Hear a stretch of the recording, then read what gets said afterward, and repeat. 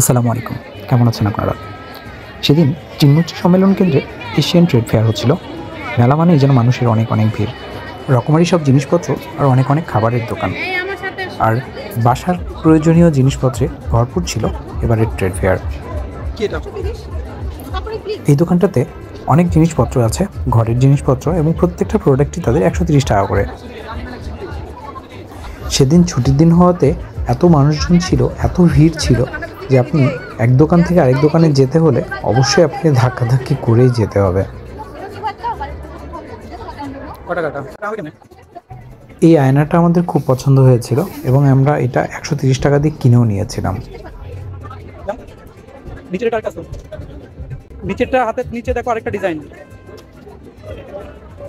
বাণিজ্য মেলায় সবচেয়ে জমজমাট হয়ে ওঠে এই ধরনের ব্লেজারের দোকানগুলো, কারণ এখানে খুব অল্প টাকার মধ্যে ব্লেজার পাওয়া যায়।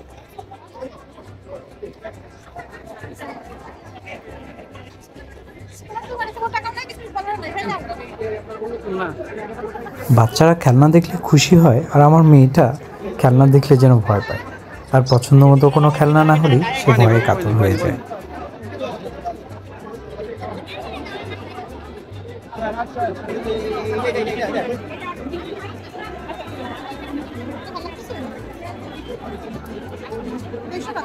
বেশি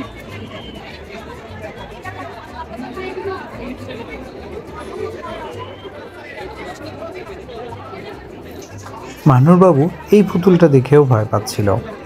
আমরা তো ভেবেছিলাম তার জন্য এই ধরনের একটা পুতুল নিব, কিন্তু তার হয়ে উঠলো না তার ভয়ের কারণে।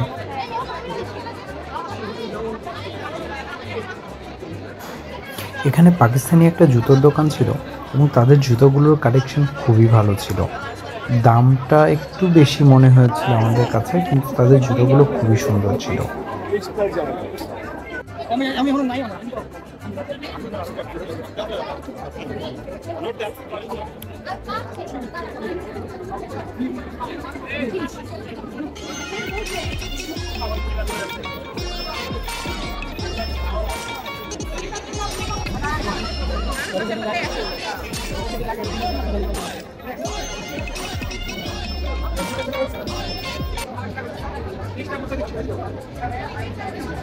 এখানে কিচেন অ্যাক্সেসরিজ একটা কিনলে 10টা পাবেন ফ্রি সহ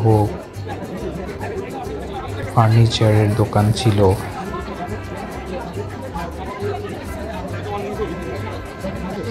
আর মেলার অন্যতম প্রধান আকর্ষণ হয়ে থাকে এই সবজি কাটা মেশিনগুলো। অনেক অনেক মানুষ শুধু দাঁড়িয়ে দাঁড়িয়ে তাদের সবজি কাটাই দেখে, আর আমি চিন্তা করি যে তাদের এত এত সবজিগুলো তারা কি করে, কেটে তো ফেলে অনেক কিছুই, কিন্তু পরবর্তীতে তারা এত সবজিগুলোকে আসলে নষ্ট করে না বিক্রি করে, নিজেরা রান্না করে খায়। নিজেরা রান্না করে খাওয়ার জন্য তো এটা যথেষ্ট না, এটা অনেক বেশি পরিমাণে। এবারটা দেখতে দেখতে আমাদের মেলার অর্ধেকটা ঘোরা শেষ হয়ে গিয়েছে, আমরাও খুব টায়ার্ড হয়ে গিয়েছি, তো এখন বাসায় ফিরে চলে যাব। আমাদের সাথে থাকার জন্য ধন্যবাদ, দেখা হবে পরবর্তী ভিডিওতে।